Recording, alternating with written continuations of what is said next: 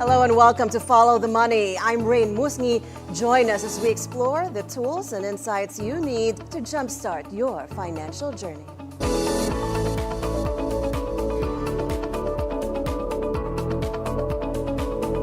U.S. President-elect Donald Trump published a mid-morning Merry Christmas message seeming to support his pursuit of Greenland and the Panama Canal.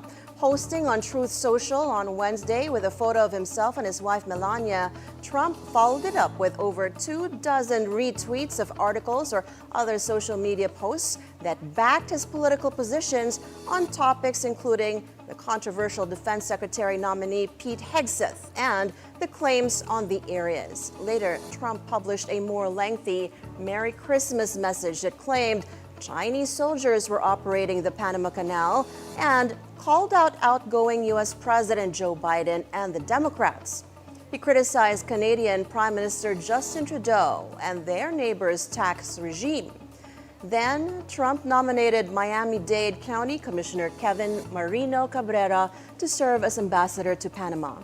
Trump described Cabrera as a fierce fighter for America First principles who has been instrumental in driving economic growth and fostering international partnerships. Major banks and business groups sued the U.S. Federal Reserve on Tuesday, alleging the U.S. Central Bank's annual stress tests of Wall Street firms violate the law. The lawsuit filed in U.S. District Court of Columbus, Ohio, claims the Fed's practice of determining how big banks perform against hypothetical economic turmoil and assigning capital requirements accordingly do not follow proper administrative procedure. Plaintiffs included the Bank Policy Institute, the U.S. Chamber of Commerce, and the American Bank Association. The groups, which represent firms including J.P. Morgan Chase & Company, Goldman Sachs, and Bank of America, are calling for the Fed to make public and subject to feedback the now confidential models they as regulators use to gauge bank performance, as well as details of the annual scenarios they create to test for weaknesses. The group said they did not want to kill the stress testing program, which provides an annual bill of health to the nation's biggest firms, but argue the process needs to be more transparent and responsive to public feedback. The Fed has long resisted calls to completely open up the testing process due to concerns that it could make it easier for banks to clear the exams. Now, while the 2010 Dodd-Frank law passed following the global financial crisis broadly requires the Fed to test banks' balance sheets, the capital adequacy analysis the Fed performs as part of tests or the resulting capital it directs lenders to set aside are not mandated by law.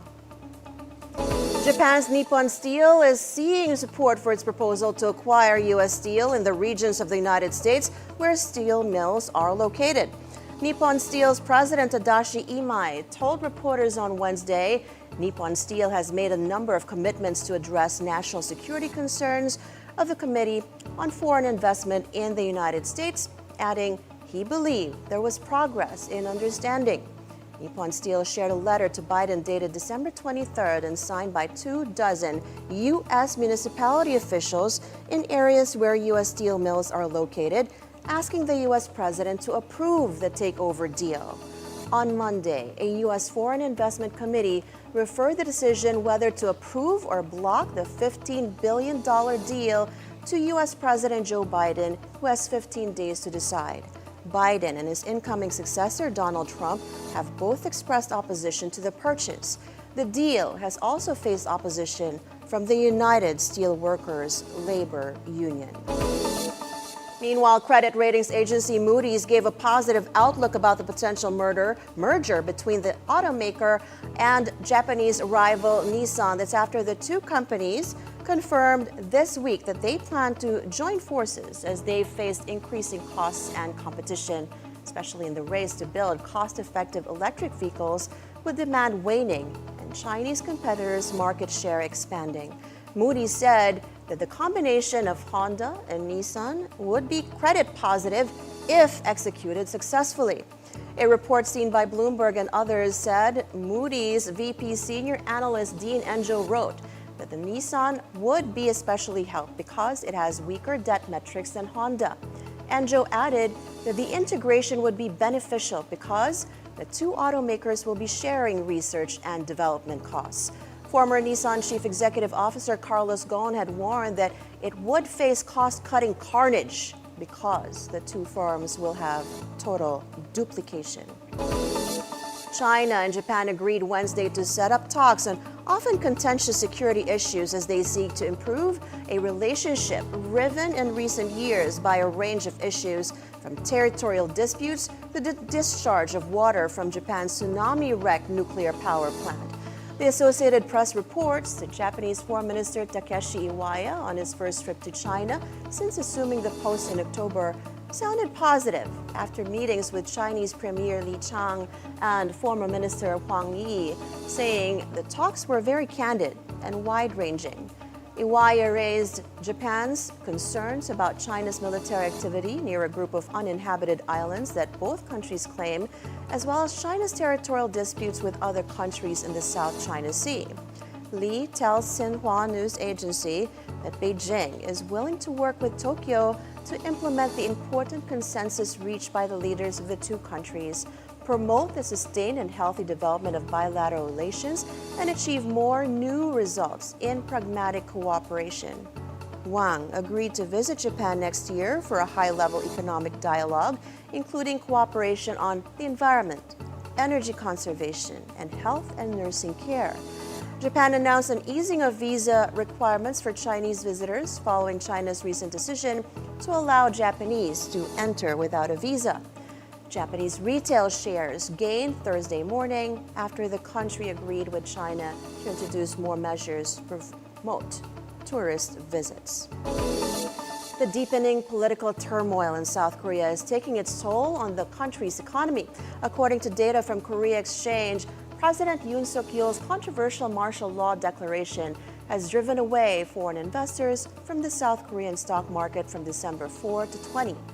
In the foreign exchange market, the Korean won also suffered, depreciating to 1,456 against the US dollar.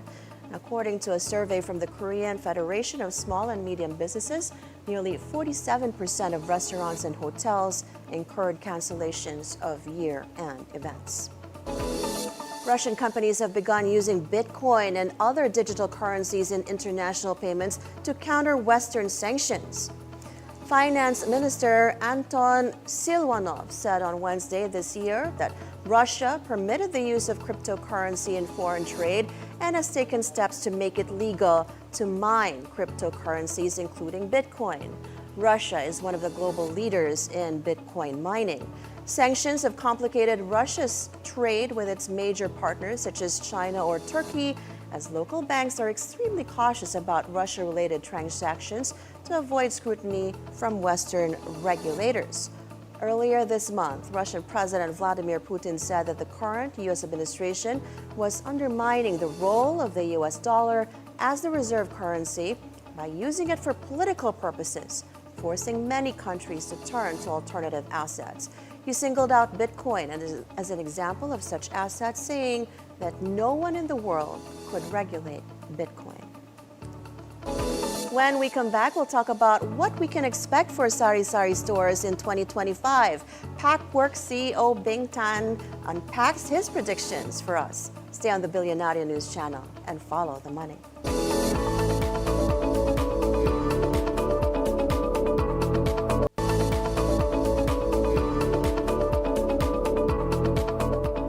Welcome back to Follow the Money. Here at home, economic growth may fall below 6% next year. That's according to Bank of America. This is amid expectations of a widening trade deficit and gentle recovery in domestic demand.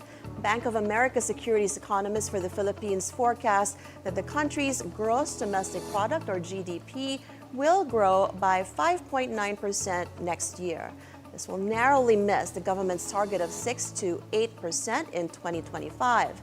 In the first 9 months of the year, GDP growth averaged 5.8%, slower than the 6% recorded last year. The The Bangko Sentral ng Pilipinas reported a 392% surge in net income for the first 9 months of the year to 109.7 billion pesos. This was largely driven by higher interest income from international reserves. Total revenue climbed 55.7% to more than 244 billion. Expenses, on the other hand, declined 11.3% to 161.8 billion. This is due to a sharp decrease in other costs. The BSP's total assets expanded to 8.08 trillion, driven by record-high international reserves.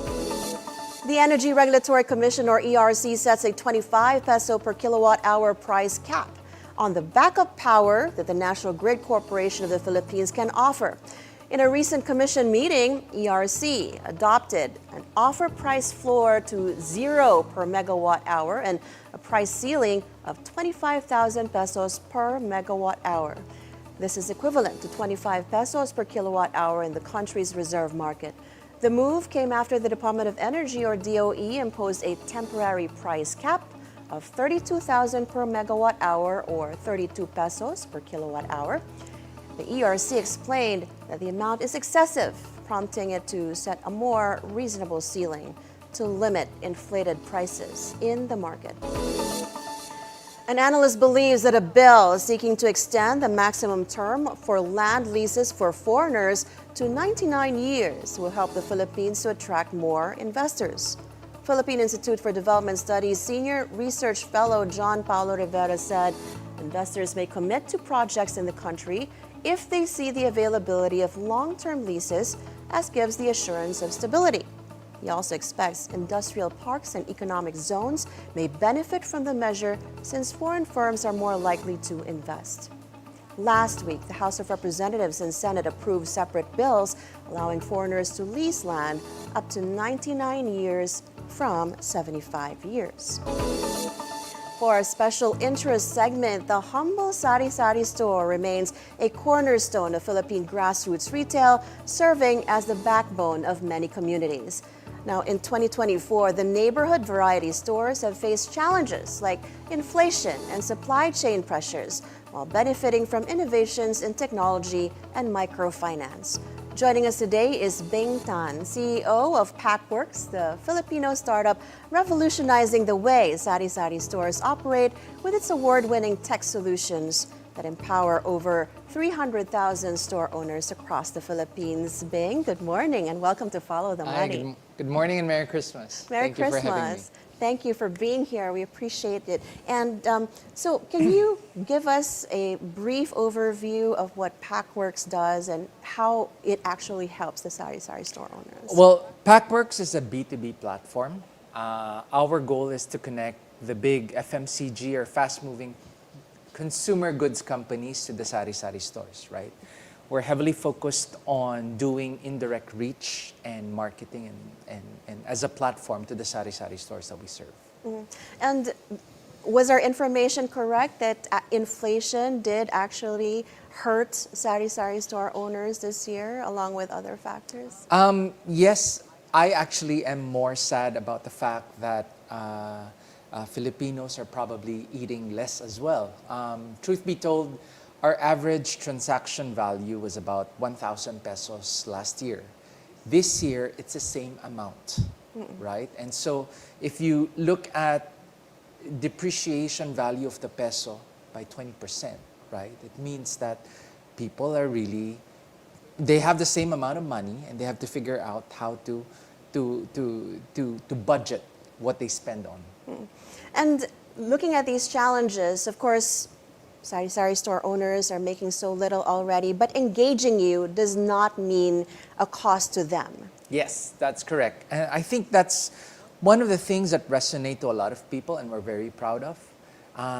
If you imagine Facebook, the sari-sari stores are our users. Our customers are the big brands and manufacturers. But in truth as well, because it's an ecosystem, we provide value for every level of the supply chain, making it cheaper for everyone to receive goods and sell. Right? And as a startup, you've actually been very, very successful. You have bagged investments from here and abroad. Are there metrics that you have to keep up with to be able to continue to enjoy the support that you have, and through that support be able to help our sari-sari store owners? Yes. For us, our KPI is very aligned with our investors and the stores that we serve. Our KPI is actually usage. It means the number of transactions that the sari-sari store uses the app, right? And to us, it's been constantly growing. We are currently, we've been able to increase our digitization efforts by about 25% compared to last year, and I think that's a huge win, right? Truth be told, we've noticed that if a store increases their usage of our app, they are able to increase their sales by about 30 to 50%. So in the end, they're the people that we serve. Right. And this partnership that you have with the sari-sari store owners, what is the incentive for them to come on board with you? How long do they actually stay with you? What is the, let's say, the fallout rate? Okay, so the beauty about what we did is that we don't sell anything to them, right? The goal really is to help them digitize their business.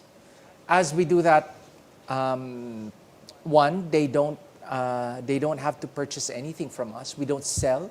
We don't loan, we're not a lending company. So the goal really is to digitize, which confuses them at the start. But our fallout rate is less than 5%. Our average monthly user is quite high, about 70 to 80%. And for stores who have been on our platform for about 3 years now, they've increased their sales by 50%.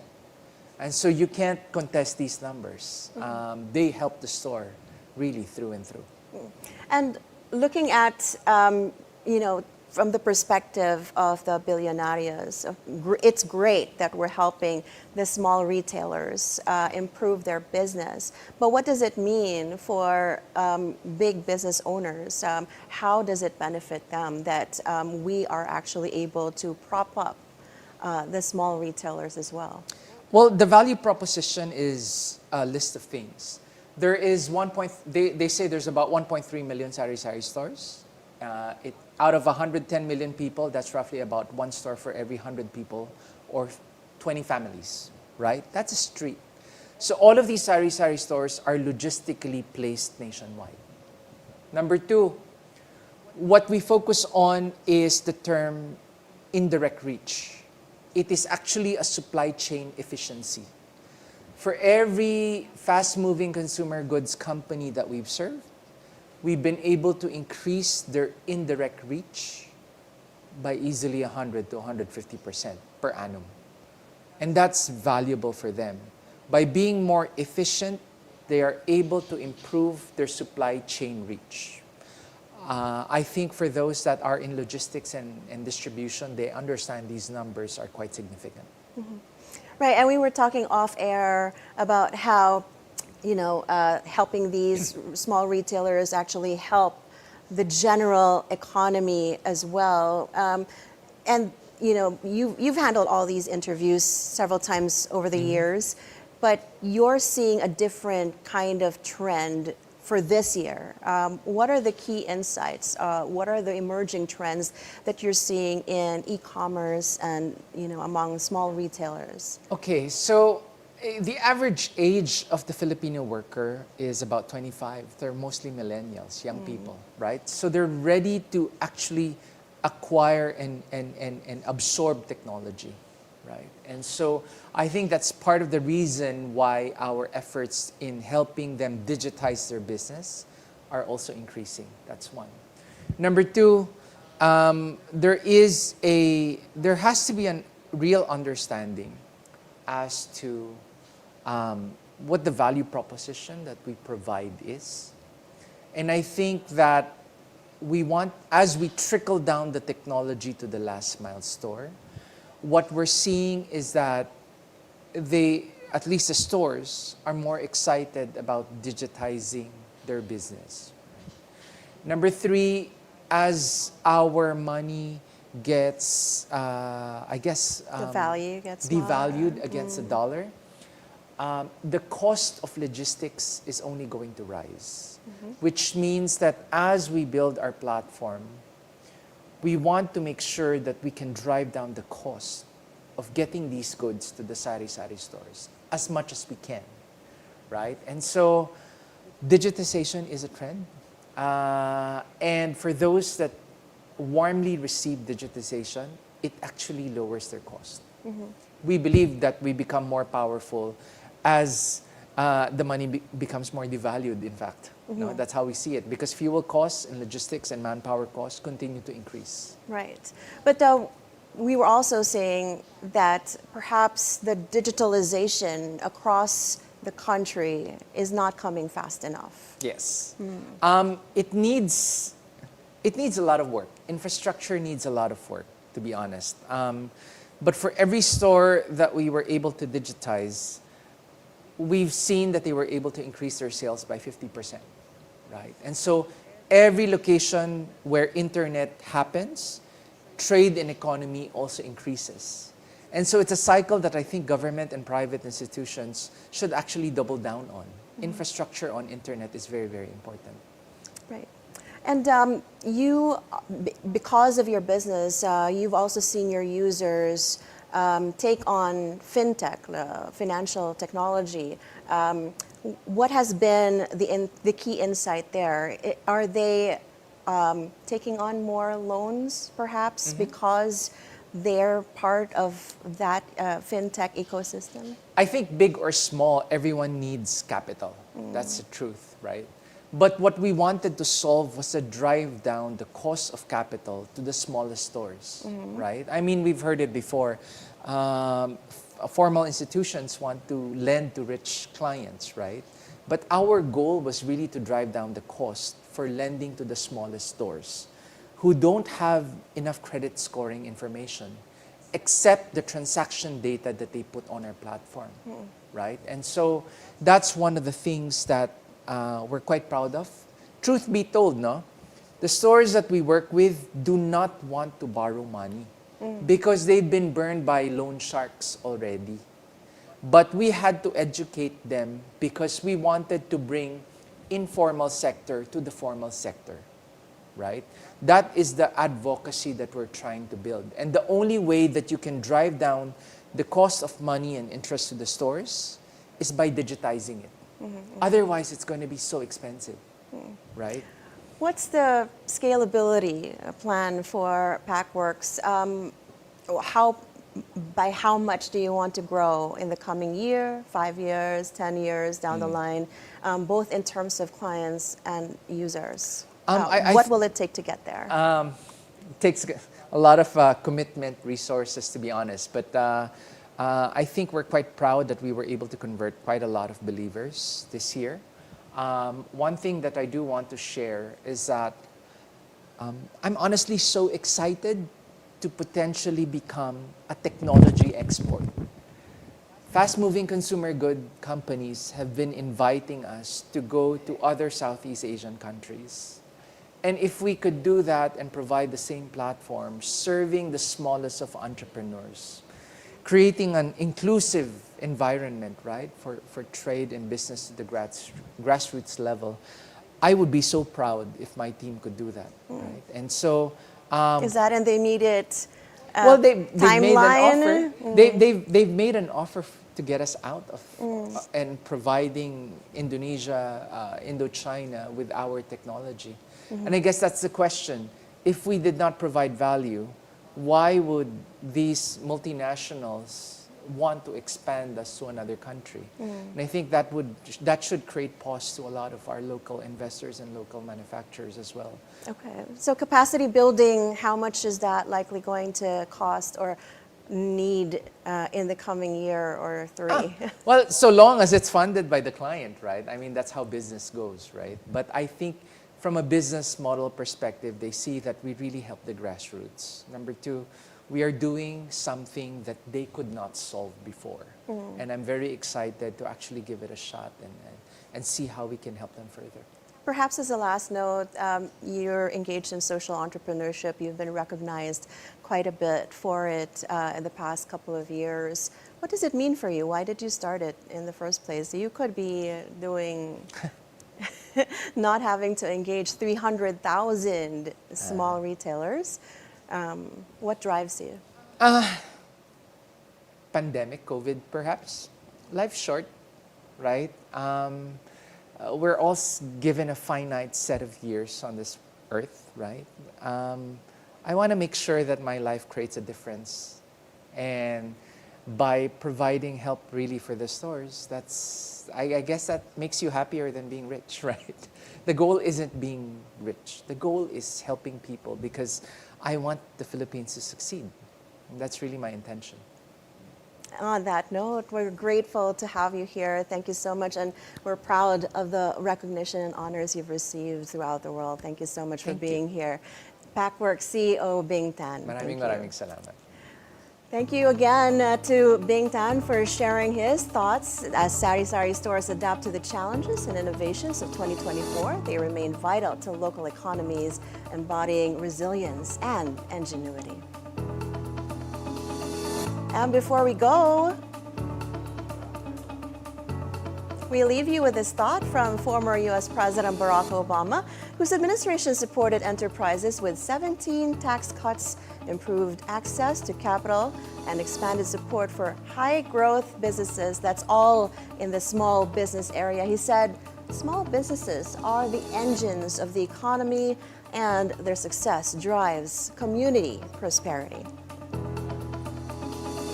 And that is it for today's edition of Follow the Money. I'm Raine Musñgi. Thank you so much for watching. Keep it here on BNC, the Bilyonaryo News Channel, always on top.